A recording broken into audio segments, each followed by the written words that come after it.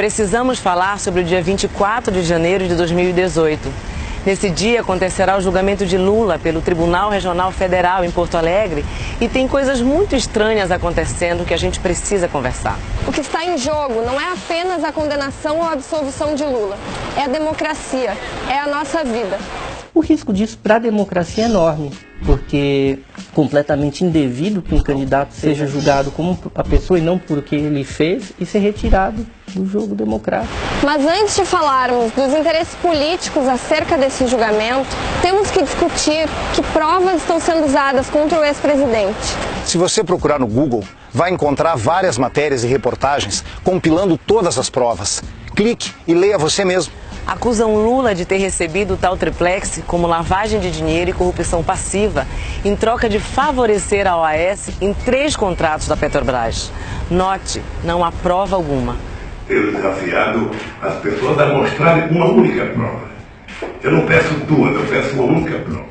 A certeza de Moro vem apenas do depoimento de Léo Pinheiro da OAS, que diz que reservou o triplex a Lula. Porque o apartamento da família seria o triplex. Como ele é réu no processo, não tem o dever legal de falar a verdade. E dizer por dizer, tá todo mundo dizendo alguma coisa, né? Quem acusa tem que provar. Quem tem as chaves hoje da unidade 164A? A OAS Empreendimentos. Um outro aspecto estranho desse processo é a sua rapidez. 250 mil páginas foram analisadas em apenas 6 meses. É um dos processos mais rápidos da história. A justiça nunca foi tão ágil. O julgamento de Eduardo Azeredo, do PSDB, por exemplo, durou 12 anos. A única coisa que eu peço não é para vocês dizerem que eu sou inocente, não. Eu quero que vocês leiam o processo. E se acharem uma vírgula de culpa, por favor, me telefone. Os equívocos de Sérgio Moro já foram desvendados por juristas por ferirem as mais básicas conquistas civilizatórias, tais como a imparcialidade, o devido processo legal, as regras de competência, a vedação da prova ilícita e a presunção de inocência, como pode ser lido no livro chamado Comentários a uma Sentença Anunciada, o processo de Lula. A Operação Lava Jato se aplica um direito especial, um outro direito. Entre outros argumentos, o jurista Afrânio Silva Jardim defende em um dos artigos do livro que a Justiça Federal não tem competência para processar e julgar o ex-presidente Lula, já que a Petrobras é uma pessoa jurídica de direito privado. O juiz tem homologado, no caso o juiz Sérgio Moro, situações que a lei não prevê, que a lei não permite. Durante a ação, demonstramos, com base em documentos, que esse apartamento foi dado em garantia pela OAS a uma operação financeira realizada com o fundo da Caixa Econômica Federal. Além disso, mais de 600 juristas, operadores de direito e lideranças de todo o mundo assinaram o manifesto Juristas pela Democracia. A carta pede para que a comunidade jurídica do mundo volte sua atenção para o que está acontecendo no Brasil, desmistificando os vícios de competência de Moro, o uso de normas do estado de exceção por parte do Poder Judiciário e denunciando a prática de lawfare, termo que designa o uso do sistema jurídico para realizar perseguições políticas. Existem 2 projetos de sociedade em disputa. O primeiro, organizado pela elite, para concentrar riqueza e poder entre poucos. O segundo, distribuir renda e promover a justiça social, defendido por trabalhadores e movimentos. O último estudo da Oxfam de 2017 apontou que apenas 6 brasileiros concentram a mesma riqueza que metade da população. É isso mesmo. 6 pessoas possuem o mesmo que 100 milhões de cidadãos no Brasil. E mesmo assim, eles querem mais. Não é de hoje que a elite em todo o planeta aplica golpes de Estado. Só do início do século XX até aqui, já somamos uma centena de golpes. Antes eram militares, agora são jurídicos, políticos e midiáticos. O método é antigo. Campanhas de desmoralização através dos meios de comunicação, financiamento de políticos e processos judiciais. Isso se repete nos últimos anos e simultaneamente no Paraguai, na Argentina, no Chile, no Equador, na Bolívia, no Peru, no Brasil e na Venezuela.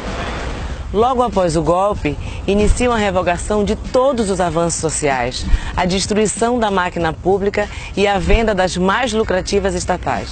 Coincidência? Não. Os setores neoliberais da direita não chegam a 6% de intenção de votos no Brasil.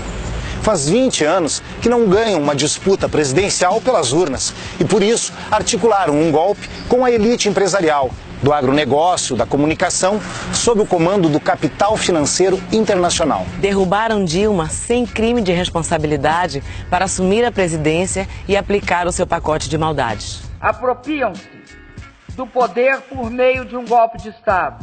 Com Temer no poder, entregaram um pré-sal para as petrolíferas americanas. Antes disso, o destino dos recursos era 75% para a educação e 25% para a saúde.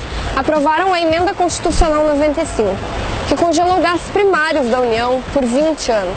Os recursos para saúde, educação e previdência são reduzidos para aumentar o pagamento de juros e dívidas aos banqueiros e rentistas. Aprovaram a terceirização sem limites, reduzindo empregos e aumentando a exploração do trabalho. Depois aprovaram a contra-reforma trabalhista, que retirou mais de 100 direitos dos trabalhadores, rasgando a CLT. O Brasil caminha cada vez mais para a modernidade. Para concluir a destruição do país, querem aprovar a contra-reforma da Previdência, que aumenta os pré-requisitos para a aposentadoria e diminui os benefícios para os aposentados. Tirar Lula da eleição é a nova etapa do golpe. Uma condenação sem provas não é justiça, é perseguição política. E tudo isso está sendo feito às pressas, não para combater a corrupção, mas com a finalidade de impedir a sua candidatura, que nos últimos meses cresceu de 20% para até 45% nas pesquisas de intenção de voto. Ontem foi Dilma, hoje é Lula. E amanhã eles se sentirão ainda mais livres para tirar do seu caminho qualquer um que desvie dos seus interesses. A solução mais fácil era botar o Michel. Não se trata de amar ou odiar o ex-presidente. É prezar pelo seu direito de concorrer. É pela democracia. É pelo Estado democrático de direito. Se não querem que eu seja candidato, vá para a urna votar contra. Não é por acaso que os olhos do mundo estão voltados para o Brasil no julgamento em Porto Alegre. A decisão poderá mudar os rumos do país e da América Latina, e quiçá do mundo. Isso tudo estará em disputa no dia 24 de janeiro de 2018 em Porto Alegre.